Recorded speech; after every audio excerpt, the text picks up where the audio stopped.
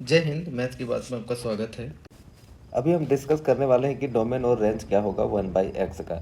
इसका डोमेन और range find करने से पहले हम एक इम्पोर्टेंट चीज़ पे ध्यान देंगे कि रियल लाइन सिस्टम क्या होता है। रियल लाइन सिस्टम, इस रियल लाइन सिस्टम को एक लाइन से डिनोट किया जाता है जहाँ पे जीरो को मिडिल पॉइंट की तरह कंसीडर किया जाता है और इसके राइट में जो भी पॉइंट होते हैं उसको पॉजिटिव की तरह, जबकि इसके लेफ्ट में जो पॉइंट होते हैं उसको नेगेटिव नंबर की तरह डिनोट किया जाता है। अभी हम और ये जो राइट में जाते जाते जो जीरो से बहुत दूरी पे नंबर है जिसको हम लोग कैच नहीं कर सकते हैं, उन नंबर्स को हम लोग इन्फिनिटी से डिनोट करते हैं। और इसी तरह इसके लेफ्ट में जो जीरो से बहुत दूरी पे नंबर्स हैं जिसको हम लोग कैच नहीं कर सकते हैं उसको माइनस इन्फिनिटी से डिनोट करते हैं। यहाँ पे इन्फिनिटी और माइनस इन्फिनिटी का मतलब यही है कि वो सारे नंबर जो जीरो से बहुत दूरी पे है जिसको हम लोग कैच नहीं कर सकते, जिसको हम पिक नहीं कर सकते। ओके, तो ये जो इन्फिनिटी है और रियल इन्फिनिटी और माइनस इन्फिनिटी है इसे रियल नंबर नहीं कंसीडर किया जाता है। क्यों? क्योंकि इसको हम लोग कैच नहीं कर सकते इस लाइन में। इन्फिनिटी और माइनस इन्फिनिटी बस ये बता रहा है कि वो सारे नंबर्स जो जीरो से बहुत ज़्यादा दूरी पे है और वो इतने ज़्यादा दूरी पे है कि जिसे हम कैच नहीं कर सकते हैं। तो इसी लॉजिक के तहत इन्फिनिटी और माइनस इन्फिनिटी को रियल नंबर में नहीं काउंट किया जाता है। इसका मतलब ये हुआ कि infinity and minus infinity are not real, are not real numbers. Okay, अब इसी चीज़ का यूज करते हुए हम अभी डोमेन और रेंज फाइंड करेंगे 1/x का। तो हम पहले मान लेते हैं कि F of X equal to क्या है 1/x। तो for real valued function x will be non-zero, x will be non-zero because अगर हम लोग x को जीरो लेते हैं तो एफ ऑफ जीरो क्या हो जाएगा 1/0 और 1/0 इन्फिनिटी, और ये इन्फिनिटी रियल नहीं है। इसका मतलब क्या फंक्शन का वैल्यू रियल में नहीं जा रहा है अगर x इक्वल टू जीरो लेते हैं तो। अब x इक्वल टू जीरो अगर छोड़ देते हैं तो बाकी सारे नंबर्स के लिए हमें ये 1/x क्या मिलेगा, एक रियल नंबर मिलेगा। इसका मतलब यही हो रहा है कि x इक्वल टू जीरो पे हमारा प्रॉब्लम है तो x इक्वल टू जीरो हम नहीं लेंगे, बाकी x के सारे चॉइस हमें क्या देंगे, डोमेन। इसका मतलब हुआ कि domain of 1/x will be what, पूरा रियल नंबर माइनस बस जीरो का सेट, माइनस बस जीरो का सेट। अब हम रेंज फाइंड करेंगे। रेंज फाइंड करने के लिए हमें क्या करेंगे, पहले मान लेंगे कि let y of x equals to 1/x, और यहाँ से हम लिख पाएंगे कि x equals to 1/y। Again for real valued of x हमें क्या मिलेगा, वी हैव, हमारे पास क्या होंगे, y should not equals to zero, y should not equals to zero. इसका मतलब क्या हुआ, y की क्या चॉइस है, y will belong to the whole real number except for zero, except for zero, और जो कि हमें क्या देगा, रेंज। तो इसीलिए रेंज ऑफ 1/x क्या बनेगा, the whole real number set minus set of zero. तो हम यहाँ देख पाएँ कि 1/x के लिए रेंज और डोमेन दोनों ही क्या है, सेम। रेंज और डोमेन दोनों ही क्या है, सेम, और that is set of real numbers minus zero. अब इसी कॉन्सेप्ट के बेस्ड पे हम फाइंड करेंगे कि domain and range of x plus 1/x, कि इसका डोमेन और रेंज क्या होगा। तो यहाँ पे हम मानते हैं कि F of X equals to X plus 1/x है, जिसको हम लोग लिख सकते हैं x² plus 1/x। Now for real valued function we have, क्या होगा हमारे पास, ये जो डिनोमिनेटर है ये जीरो नहीं होना चाहिए, x should not equals to zero. बाकी ऊपर में x के लिए हर एक चॉइस वैलिड है। क्यों? क्योंकि x² प्लस 1 हमेशा एक रियल नंबर देगा अगर x का रियल नंबर लेंगे, पर x इक्वल टू अगर जीरो लेंगे तो डिनोमिनेटर में प्रॉब्लम है, इसीलिए x इक्वल टू जीरो नहीं ले सकते हैं। इसका क्या मतलब हुआ, इसका यही मतलब हुआ कि x के लिए क्या चॉइस है, x के लिए पूरा रियल नंबर का चॉइस है लेकिन जीरो को हटा के।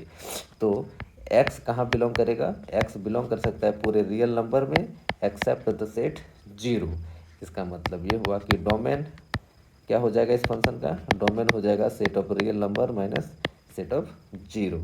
अब हम रेंज फाइंड करने के लिए क्या करते हैं ना, कि पहले मान लेते हैं y of x equals to F of X equals to क्या है, X plus one by X, X plus one by X. इसको हम क्या लिख सकते हैं, X square plus one by X. यहाँ से हम क्या बोल सकते हैं कि Y into X equals to X square plus one. यहाँ से हम एक और चीज़ बोल सकते हैं कि X square minus Y X plus one equals to zero. यहाँ पे आगे हम क्या कर सकते हैं ना कि एक्स फाइंड करने के लिए हमें मिलेगा minus of minus B plus minus under root B square मतलब माइनस वाई का square minus four A C मतलब वन गुना वन बाई टू ए। तो हमें ये क्या मिलेगा, Y plus minus under root Y square minus four divided by to.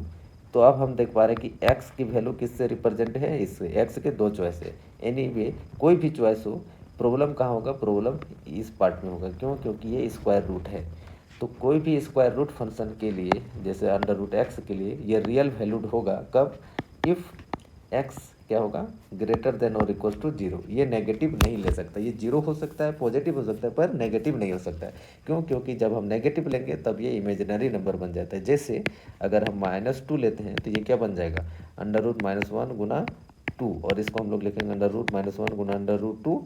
अब इसका वैल्यू क्या होता है, आई, और ये आई क्या है, इमेजिनरी नंबर। तो ओवरऑल ये क्या बन जाएगा, एक इमेजिनरी नंबर, रियल नंबर नहीं रहेगा। इसीलिए स्क्वायर रूट फंक्शन में रियल वैल्यूड होने के लिए जो अंदर का वैल्यू है उस वैल्यू को हमें क्या होना पड़ेगा, जीरो या जीरो से बड़ा। तो उसके अकॉर्डिंग हमें ये पूरा रियल वैल्यूड होने के लिए, क्यों, क्योंकि हमारा एक्स रियल वैल्यूड है, इसीलिए ये वैल्यू रियल वैल्यूड होना चाहिए। और इसको रियल वैल्यूड रहने के लिए हमें ये जो अंदर की पोर्शन है, मतलब जो वैल्यू है एक्स स्क्वायर माइनस फोर, इसको क्या होना पड़ेगा, या तो जीरो या जीरो से बड़ा। तो नेक्स्ट हम क्या लिखेंगे, for real valued of X we have, for real valued of X we have क्या होगा कि Y square minus four should greater than equals to zero. ये क्या होना चाहिए, जीरो। और ये greater than equal to zero होना चाहिए। और ये greater than equal to zero होना चाहिए मतलब क्या, कि वाई माइनस, यहाँ पे हमें क्या मिलेगा, Y minus two two Y plus two, ये क्या होना चाहिए, greater than equal to zero. और ये greater than equal to zero होगा कब होगा, इफ़ वाई माइनस टू, ये पहला वाला पार्ट पॉजिटिव हो जाए एंड दूसरा वाला पार्ट भी क्या हो जाए, पॉजिटिव, या पहला वाला पार्ट हो जाए नेगेटिव और दूसरा वाला भी पार्ट हो जाए negative, Y plus two is less than equal to zero. ये दोनों पार्ट कब पॉजिटिव होगा, या तो दोनों पॉजिटिव हो या तो दोनों नेगेटिव हो। तो ये है वही चीज़ हमने लिखा है। इसको हम आगे क्या बोल सकते हैं, इफ़, इसका क्या मतलब है, इसका यही मतलब है कि y की वैल्यू क्या है, greater than equal to two, और ये क्या बोल रहा है, and y greater than equal to minus two. ये एक पोर्शन है, दूसरा पोर्शन क्या है, और y is less than equal to two and y is less than equal to minus two. अगर इस चीज़ को हम रियल लाइन सिस्टम में डिनोट करें तो इसका क्या मतलब है, ये जीरो, ये वन, ये टू। तो इसका क्या मतलब हो जाता है कि y की वैल्यू दो या दो से बड़ा। इसका क्या मतलब है कि y का वैल्यू यहाँ पे क्या हो जाएगा, माइनस वन माइनस टू। हाँ, तो इसका क्या मतलब है कि y का वैल्यू माइनस दो से बड़ा, यानी माइनस दो या दो से बड़ा, ये ठीक है। एंड हमने बोला है, एंड मतलब क्या होगा, कॉमन एरिया लेना पड़ेगा, दिस एंड दिस। तो दोनों का कॉमन एरिया क्या हो जा रहा है, ये वाला, दोनों का कॉमन एरिया क्या हो जा रहा है, ये वाला पोर्शन। ओके, तो ये फर्स्ट पार्ट हमें क्या देगा कि y, if y greater than equals to क्या हो जाएगा, टू। और दूसरे पार्ट के लिए अगर हम इसको डिनोट करेंगे तो इसका क्या मतलब है कि दो से छोटा, और इसका क्या मतलब माइनस दो से छोटा, तो माइनस दो से छोटा। ये बीच में एंड है तो कॉमन एरिया क्या बनेगा, ये वाला कॉमन एरिया क्या बनेगा, ये वाला। इसका क्या मतलब है कि y is less than equals to minus two. अभी फाइनली हमारे पास क्या मिला कि ये वाला चीज़ पॉजिटिव होगा, या मतलब ये होल्ड होगा if y is greater than equals to two और y is less than equals to minus two. और है मतलब हमारा क्या होगा, यूनियन। तो इसको नेक्स्ट हम क्या लिख सकते हैं, if y belongings to where minus infinity to closed, ये वाले पार्ट, यूनियन क्या होगा, टू और 2 से बड़ा, कहाँ तक, इन्फिनिटी तक। तो फाइनली y के लिए हमारा क्या वैल्यू है कि y इस रेंज में बिलोंग कर सकता है, मतलब यही वाला सेट हमारा क्या देगा, रेंज, यही वाला हमारा सेट क्या देगा, रेंज।